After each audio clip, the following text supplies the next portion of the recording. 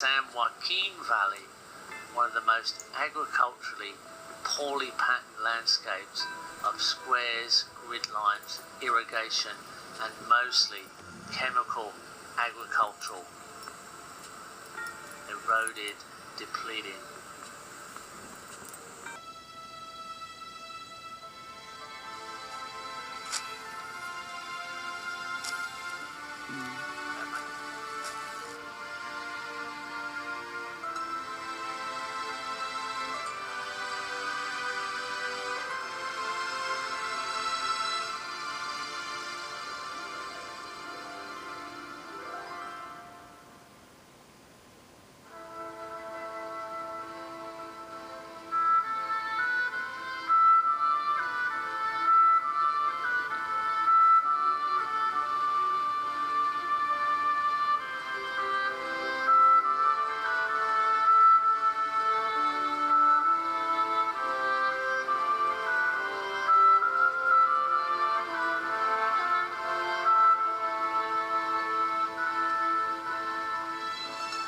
This is mainstream America. Car culture, road culture, but 100% runoff of water. Clever design, simple little features. Capturing that stormwater here with a conventional system goes straight into unconventional food abundance by the way we design that water capture.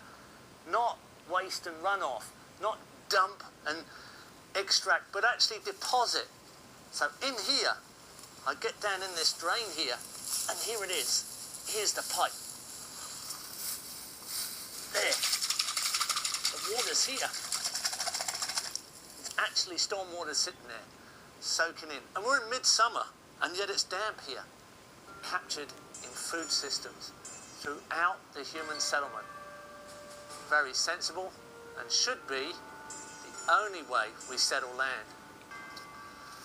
Swales and road catch together underneath a footbridge and on down hydrating green space through the suburb. So the roads here are really multifunctional. Here the curb is designed to pick up the water, passively run it down over these rocks, and it joins the swale water and becomes a benefit to the landscape.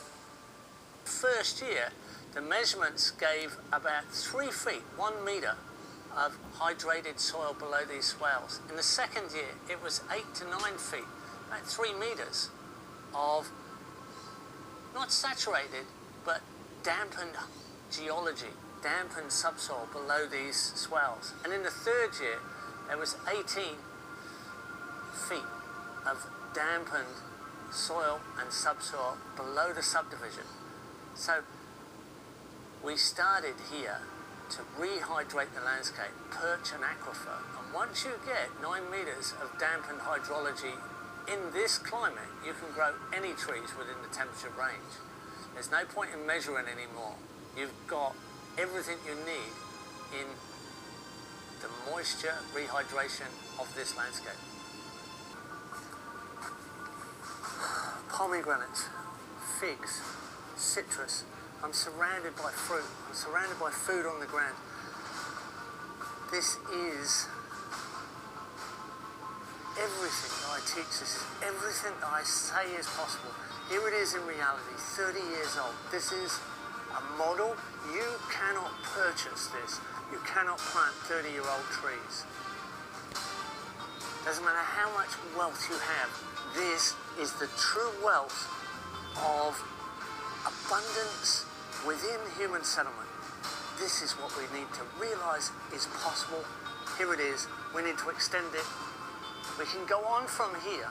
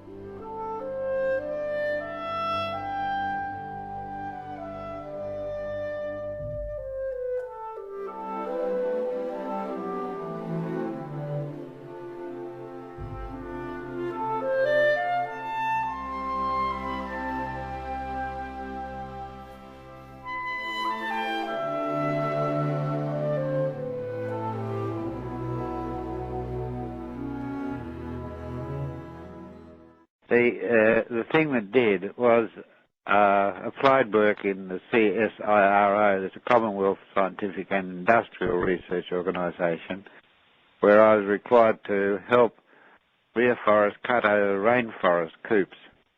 And coop is just a cut over area. I'm thinking to myself, I think I could design a better system than this. It's later that I did design a system with animals and plants in that worked very well. So, from my understanding, it was in the early 1970s that you began working on the idea of permaculture. We all realised that the world had to change its ways, but the universities didn't realise that, and they didn't change, and still haven't changed their ways.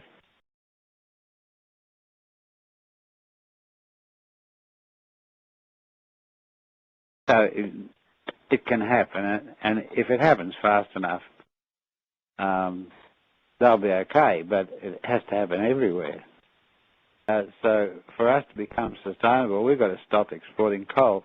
Now, are we at the crossroads now to make these decisions, or? Oh, we have been for several years. I think it was critical 20 years ago, and I think now it's super critical.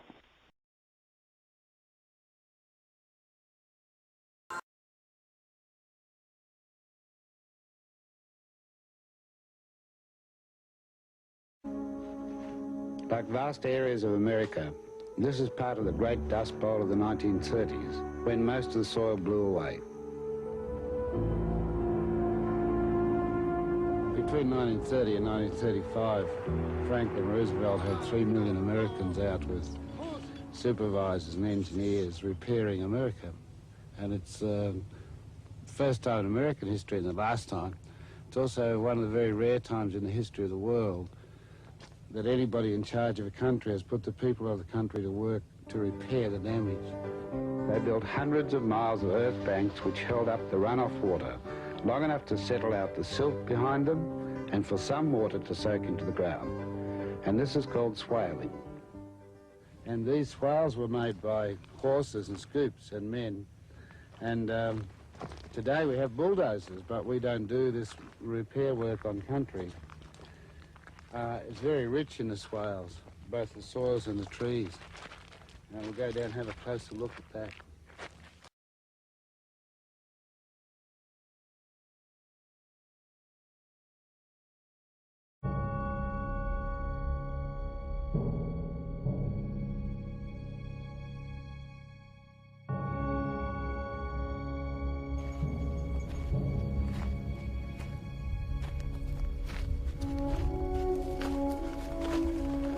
I'm in the flat bottom land here, kind of a penny plain in the Sonora Desert, and there's not much fertility around.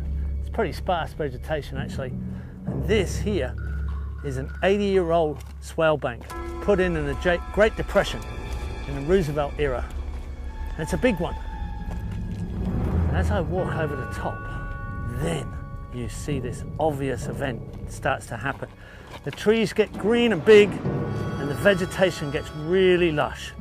And this is something you need to really understand. It's not every day that you see a scene like this, an oasis of lush verdant green, created by nature, facilitated by good design. This is a very special scene. No maintenance, 80 years of fertility accumulated by water, designed to infiltrate into this arid landscape and create that scene. Outside, there's a hot, dry, dusty desert. In here, you couldn't believe you're in a desert. This is all green, lush and fertile and beautifully shaded and cool.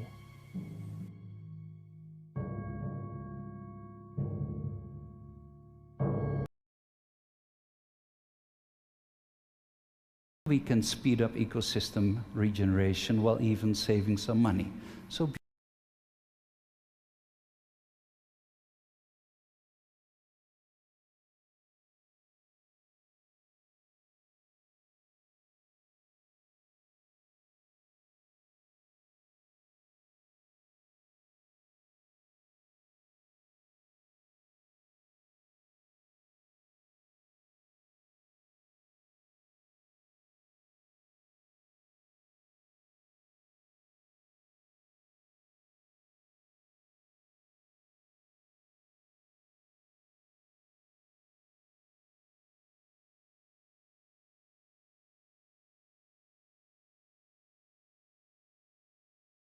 The deforestation, especially for oil palm, to provide biofuel for the Western countries, is what's causing these problems. And those are the peat swamp forest on 20 meters of peat, the largest accumulation of organic material in the world.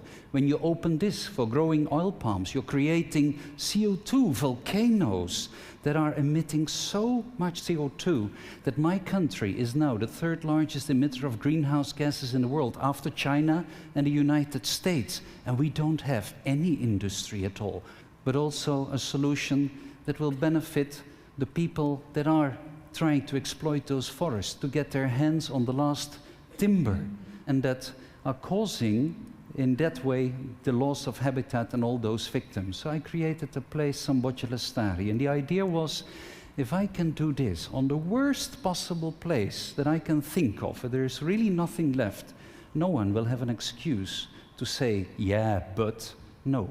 Everyone should be able to follow this.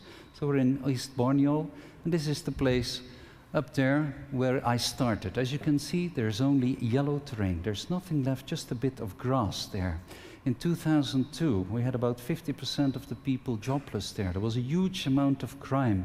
People spent so much of their money on health issues and on drinking water. There was no agricultural productivity left. This was the poorest district in the whole province, and it was a total extinction of wildlife. This was like a biological desert. When I stood there in the grass, it's hot, not even the sound of insects, just this waving grass.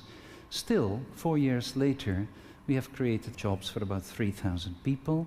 The climate has changed. I will show you. The climate has changed. No more flooding, no more fires. It's no longer the poorest district, and there is a huge development of biodiversity. We've got over 1,000 tree species. We have 137 bird species as of today. We have 30 species of reptiles. So what happened here? And we created a huge economic value in this forest. So basically, the whole process of destruction had gone a bit slower than what is happening now with the oil palm, but we saw the same thing. We had slash and burn agriculture. People cannot afford the fertilizer, so they burn the trees and have the minerals available there. The fires become more frequent, and after a while, you're stuck with an area of land where there is no fertility left, there is no trees left. Still, in this place, in this grassland, where you see our very first office there on that hill, 4 years later, there's this one green blob on the Earth's surface. And there's all these animals, and there's all these people happy, and there's this economic value. So how is this possible? It was quite simple. If you look at the steps, we bought the land, we dealt with the fire, and then only we started doing the reforestation by cutting a ring of sugar palms around the area. These sugar palms turn out to be fire resistant, also flood resistant, by the way, and they provide a lot of income for local people. This is how it looks like.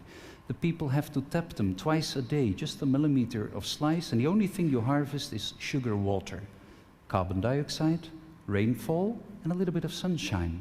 In principle, you make those trees into biological photovoltaic cells, and you can create so much energy from this because they produce 3 times more energy per hectare per year, because you can tap them on a daily basis. You don't need to harvest organs than any other of the crops. So this is the combination where I just followed nature, and nature doesn't know monocultures, but a natural forest has multi-layers. That means that both in the ground and above the ground, it can make better use of the available light. It can store more carbon in the system. It can provide more functions, but it's more complicated. It's not that simple, and you have to work with the people. So what we do is also, just like nature, we grow fast-planting trees, and underneath that we grow the slower-growing primary rainforest trees of a very high diversity that can optimally use that light. And then what is just as important, get the right fungi in there that will grow into those leaves, bring back the nutrients to the roots of the trees that have just dropped that leaf within 24 hours. And they become like nutrient pumps, and you need the bacteria to fix nitrogen, and without those microorganisms you won't have any performance at all. And then we started planting, only 1,000 trees a day. We could have planted many, many more, but we didn't want to, because we wanted to keep the number of jobs stable. We didn't want to lose the people that are going to work in that plantation. And we do a lot of work here. We use indicator plants to look what soil types, so what vegetables will grow, but what trees will grow here. And we have monitored every single one of those trees from space. This is what it looks like in real. You have this irregular ring around it with strips of 100 meters wide with sugar palms that can provide income for 648 families. It's only a small part of the area. The nursery in here is quite different. If you look at the number of tree species we have in Europe, for instance, from the Ural up to England, you know how many?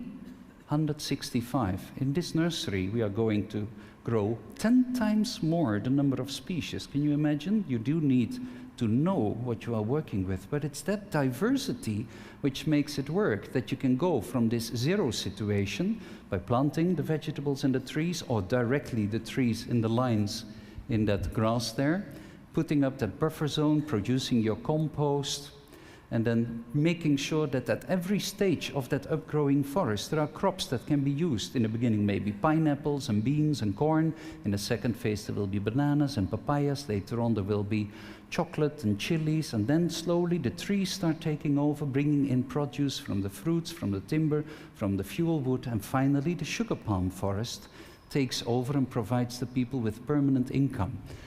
On the top left, underneath those green stripes, you see some white dots. Those are actually individual pineapple plants that you can see from space. And in that area, we started growing some acacia trees that you just saw before. So this is after 1 year, and this is after 2 years. And it's green.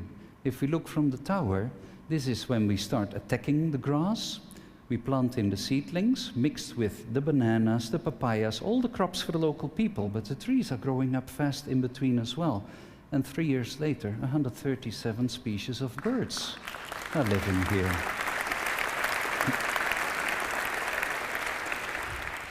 So we lowered the air temperature 3 to 5 degrees Celsius. The air humidity is up 10%. Cloud cover, I'm going to show it to you, is up, rainfall is up, and all these species and income. This eco-lodge that I built there 3 years before was an empty yellow field. This transponder we operate with.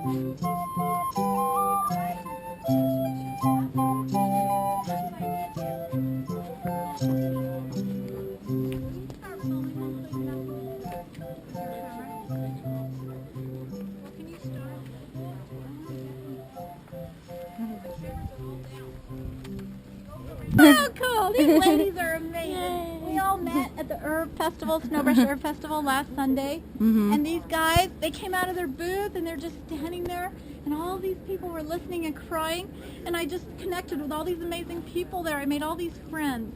Isn't that wonderful? And they came down and brought flowers, and they brought their beautiful scented soaps and everything. I'm so grateful. Come over here, Matthew. If you want to go on the tour, then come with us. Dorothy, come with us. I want you to come and listen to this because this is really different.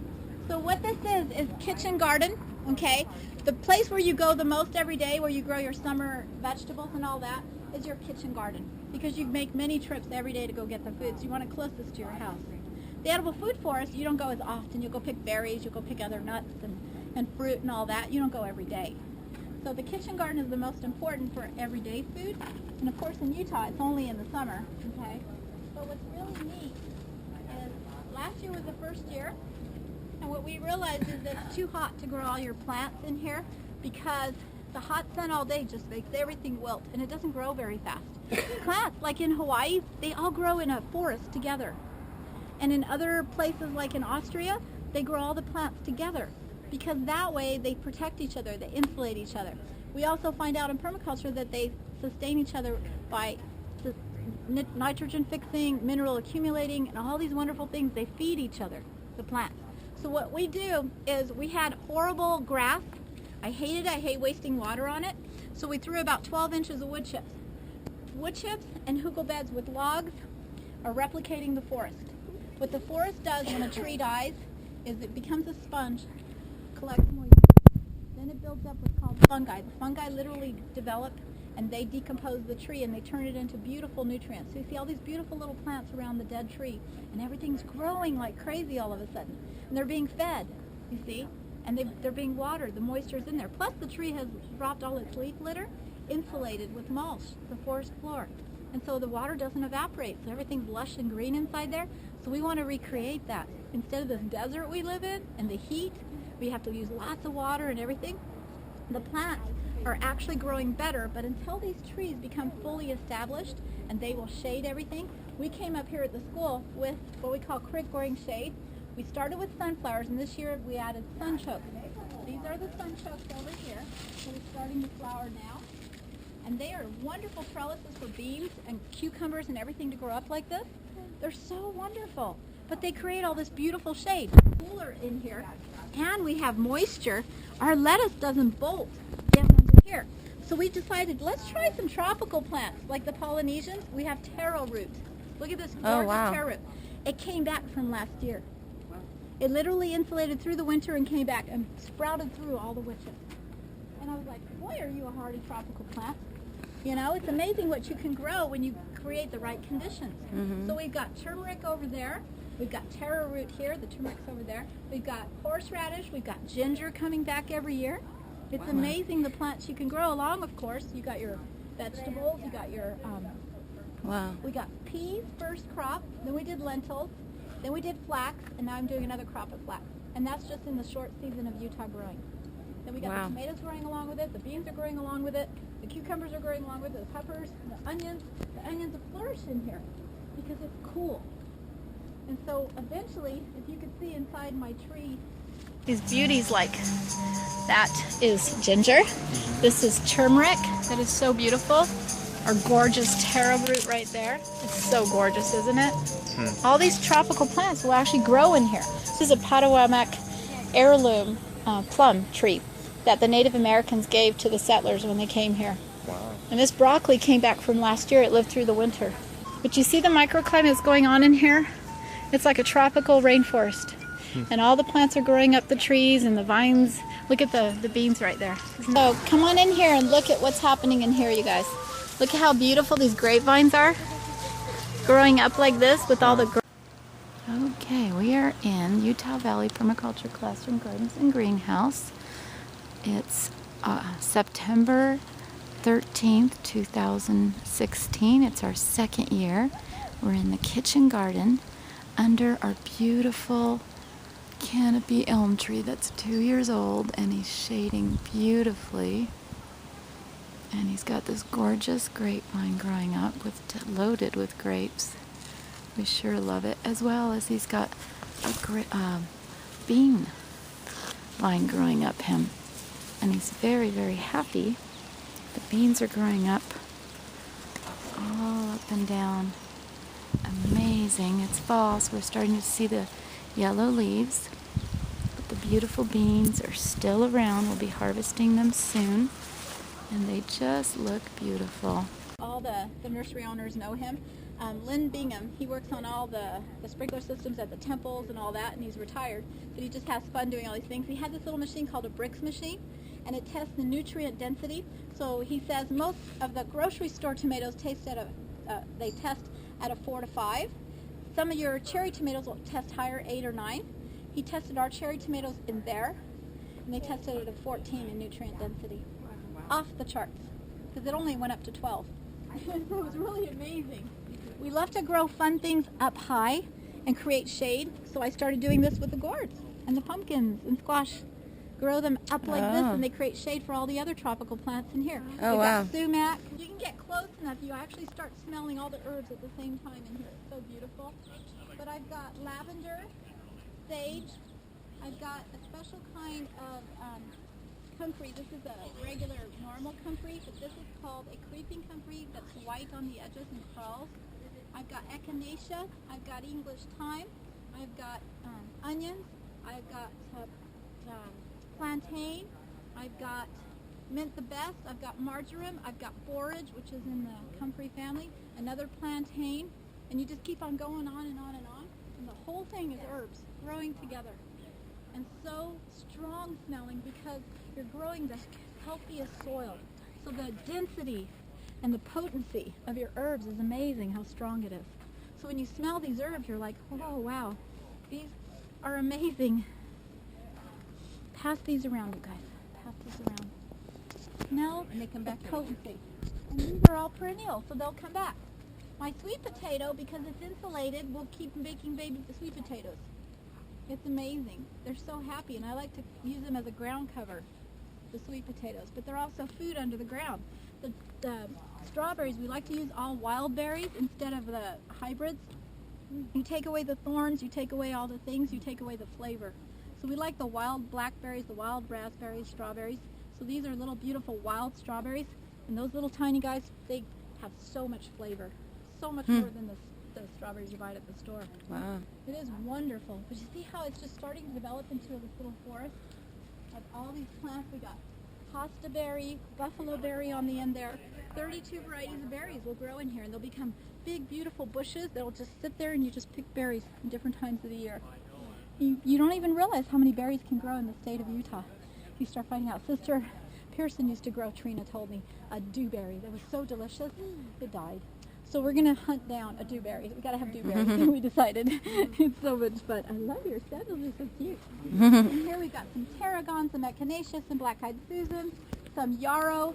In our pond over here, we've actually got water celery, watercress, water lettuce, water hyacinth, lotus growing in there so far. And creeping Jenny that's also edible that's on the outside and will grow into the water. And it's my landscaper Joshua said, I can't believe the size of your comfrey. Nobody grows comfrey this big. I said, it's not me. Nature's doing this, not me. Now, remember I told you I create a little mini rainforest out there? It created its own in here. Watch out because there's a little branch there. What I want you to do is just kind of feel in here, one at a time. Just be careful. It's really growing out of control. It's a jungle. But feel how nice and cool it is in here while it's 10 degrees hotter out there. Watch the branch right there, okay? I just want you to feel the effect of how cool it is in there. It's absolutely wonderful. Oh, wow. Into a little rainforest, Wow. wonderful. It's like, you know, when you want to take a cool shower because you're not sweating in the heat, I just walked in there. How do you water? That's nice. Now, Amazing. in the beginning, before it gets established, you set up sweating soaker hoses. And like my squash thing, I've got to run that once a week. Under the ground, soaks really good because you've got so much insulation and mulch, you don't have to water very much. But in 5 years, when these trees are tall and bushes and everything, and they're established, and they're dropping their own mulch with their leaves and everything, no more watering, just what rain you get. Wow. That, It's amazing. it is amazing. What these plants can do is amazing. When you put them back together the way they're supposed to be, the way nature grows it, you know. When you look up a canyon, nobody waters it, nobody plants it, nobody fertilizes it, nobody tills it, nobody takes care of it. Yet I can go up there and eat elderberries and hawthorn berries and chokecherries and all these wonderful things, and all the herbs I can find are amazing. I have over 30 herbs I can grow at Provo Canyon and find that are medicinal and edible and wonderful. And they're all so important to have. This grapevine, Catawba grape, decided to grow all through this guy, and he comes out everywhere. It's just really fun to see what plants will do if you let them. First, on 160 acres and vineyard nursery, Grant is always cursing the purslane, hates weeding. Look at the tomatoes slowly ripening and how big and happy they are, no fertilizer. Look at the ginger. Decided to test a ginger in there too, just like the other ginger over there. But isn't that beautiful, all these gorgeous, lovely little tomatoes? And they're delicious, you guys. I wish cherry tomato plant is growing inside the sunchokes. The grain can grow in here. Quinoa loves to grow in here. And they're all happy. It's just wonderful what you can grow. Looks very happy. You study them here at the school. We also take you to Reclamation Nursery for the drought-resistant native Utah ones.